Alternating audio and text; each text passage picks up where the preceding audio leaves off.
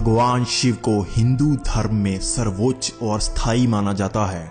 शिवलिंग को भी भगवान शिव का ही प्रतीक माना जाता है, लेकिन हमारे अपने धर्म में ही लोगों को शिवलिंग का असली अर्थ नहीं पता, क्योंकि हमारे धर्म में ही अधिकतम लोगों को धर्म का ज्ञान अपने बुजुर्गों से मिलता है, जिसमें भाषा के बदलाव और समय के अंतराल के कारण कई कमियां आ जाती हैं।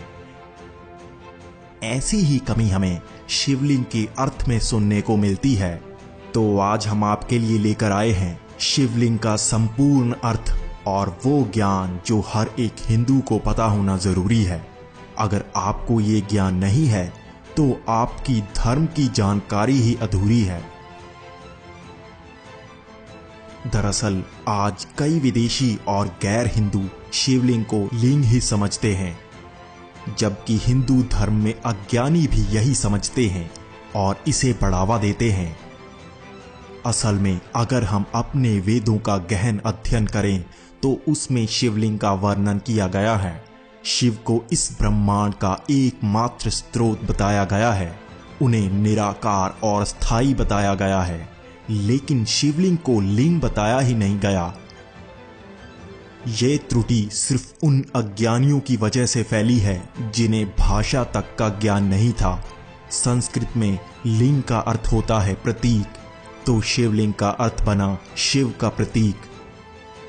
जिस तरह हम किसी देश के प्रतीक को उस देश का झंडा मानते हैं, वैसे ही भगवान शिव, जिनका कोई आकार ही नहीं है, तो उन्हें भी एक प्रतीक से पूजा जाता है। इसी तरह अगर आप पूरी दुनिया में प्राचीन शिवलिंग को देखेंगे तो आपको पता चलेगा कि हर शिवलिंग का आकार दूसरे से अलग ही होता है। यही है समय के अंतराल के कारण आए शिवलिंग के रूप में बदलाव। शिवलिंग को शिव का प्रतीक मानकर एक आकार बनाया गया जिसमें भगवान शिव की पूजा की गई। उस समय भारतवर्ष में संस्कृत का चलन था, तब लिंग का अर्थ प्रतीक माना जाता था, जैसे स्त्रीलिंग यानी स्त्री का प्रतीक और पुल्लिंग यानी पुरुष का प्रतीक। लेकिन जैसे ही विदेशी आक्रमणकारियों ने भारत पर आक्रमण किया, तब यहाँ पर भाषा में भी त्रुटियां आने लगीं। इसी से अर्थ में भी बदलाव आते चले गए। आज भी अधिकतम हिंदू सिर्फ सुना हुआ ज्ञान ही सच मानते हैं और उनके पास श्रीमद् भगवद गीता या वेदों का लिखित रूप नहीं होता। इस कारण वो इन गलतियों को भी सही मान लेते हैं। अब आपको ये तो पता लग गया कि शिवलिंग का कोई और अर्थ नहीं बल्कि शिव का प्रतीक है। अब मैं आपको बताता हूँ ये शिव का प्रतीक कैसे बना। दरअसल शिवलिंग को अंडाकार रूप में माना जाता है। अगर आप वेदों और शास्त्रों में बताए अनंत के प्रतीक को देखेंगे तो वो भी यही था, यानी कि अंडाकार। प्राचीन समय से ही अनंत का प्रतीक यही रहा, लेकिन पश्चिमी सभ्यता से ही इसे ये आकार कहा जाने लगा जिसे हम आज इन्फिनिट कहते हैं।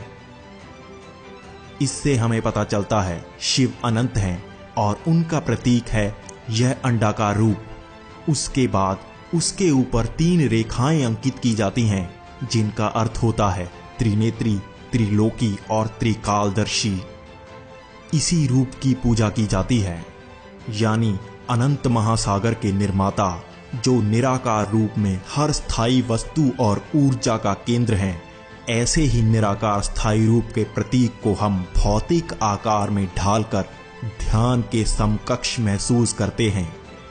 अब आपको भी ये वीडियो हर प्रिय को शेयर करनी है ताकि वो शिवलिंग का सही अर्थ जान सके, और अगर आपको कोई शिवलिंग का गलत अर्थ बताए तो आप उसे ये वीडियो दिखाकर चुप करा सकें।